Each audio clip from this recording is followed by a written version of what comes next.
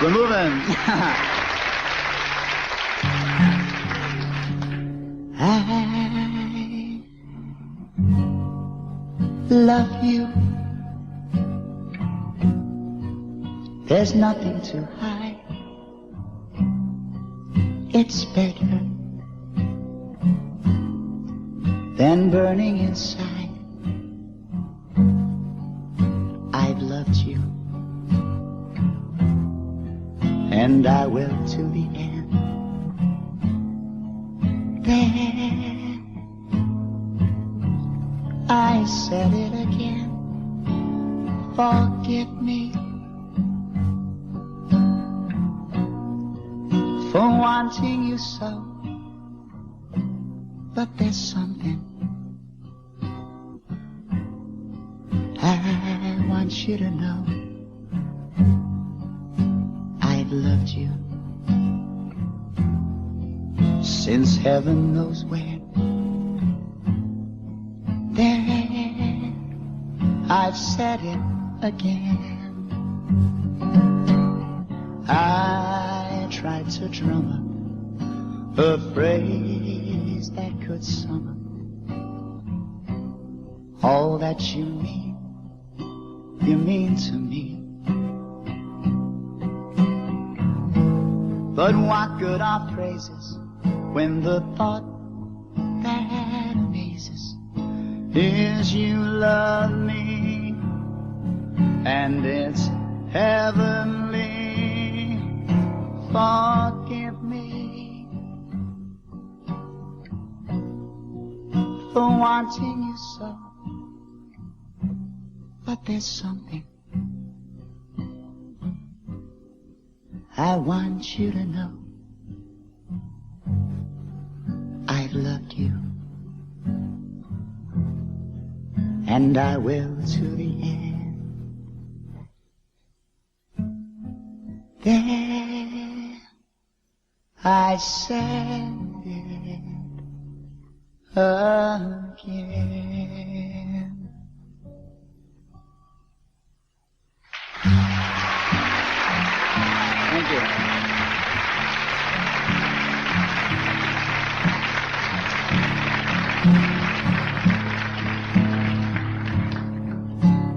Maybe I'm right, and maybe I'm wrong. Maybe I'm weak, and maybe I'm strong. But nevertheless, I'm in love with you. Do-da-do-da-do-do.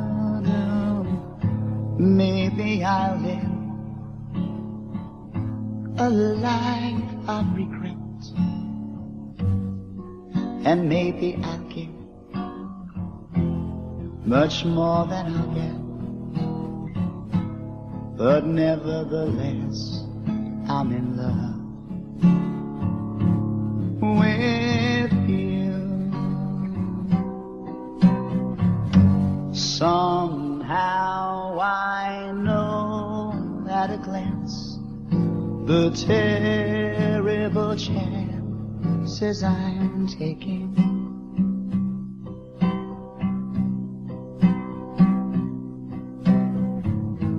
Right at the start, been left with a heart that is breaking.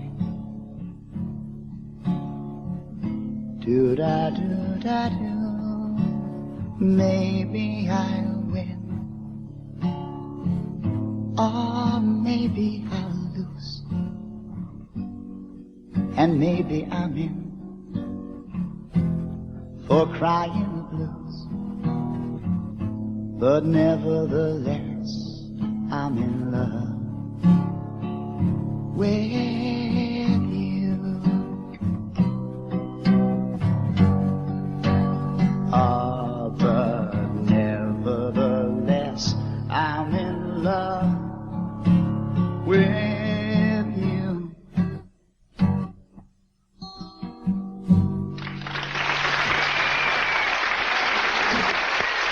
And Gibb.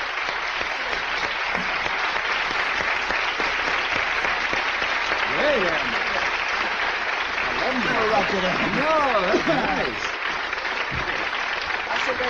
So you sit here. That must run through the family. What songs? Because I remember a lot on that with your brothers on how do you mend a broken heart? How do you So do in the that? diaphragm, though. Oh. And when your father came in today, he said, hello, Murph. It was very interesting. We'll come back with Andy Gibb right after this message.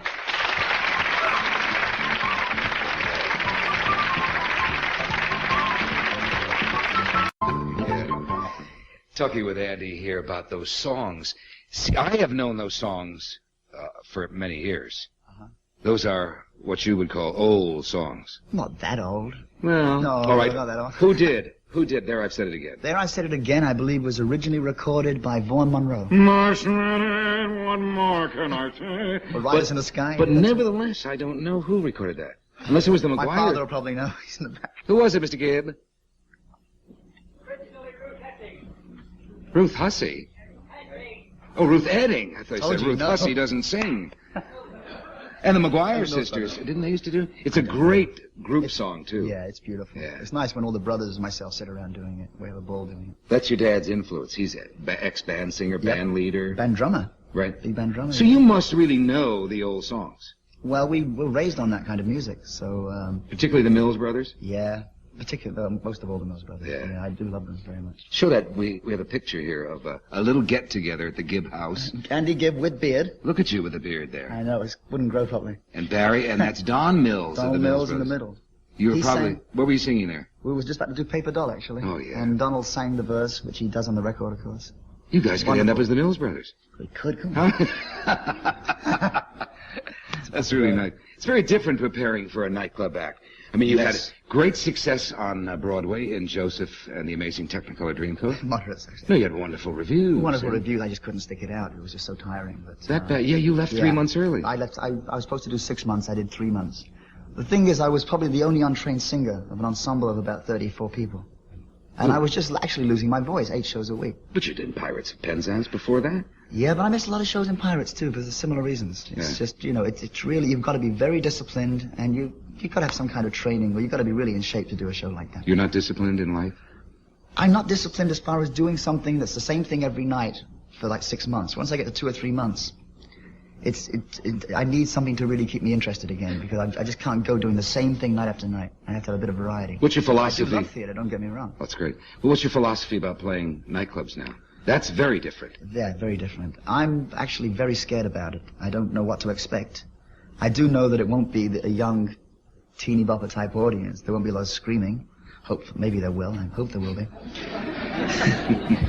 But it's just not. It's not like going out in a concert hall or concert stadium where you can wiggle your backside and just do your hits and not really talk. You've got to be able to give them something different in Vegas. I think you have to communicate with the audience. You just talk to them. It's a whole different way of Put a few performing. little shockers in. Huh? Put a few little surprises, not Well, we've shockers. got some surprises planned. Oh, do you? Yeah. Yeah, like picking up everybody's check. No. So it's the MGM Grand, and then which comes first, Atlantic City? Atlantic City Resorts International. Ooh, boy. Do you have the date there? Because I don't. The dates, they just moved the date here. I'm terrible with dates. By the time this show's plays, you will have been a hit. Oh, You were just a hit in Atlantic City. Wasn't it a great Don't show? fight with me. And the MGM Grand, you were a smash. And Yeah, right. you'll be going back to Atlantic City and the MGM Grand. Right. I must say, too, that in Atlantic City, David Steinberg is opening up for us there. Good. And the MGM, David Brenner. So, We have the two Davids. the two David, right. And their amazing Technicolor Andy.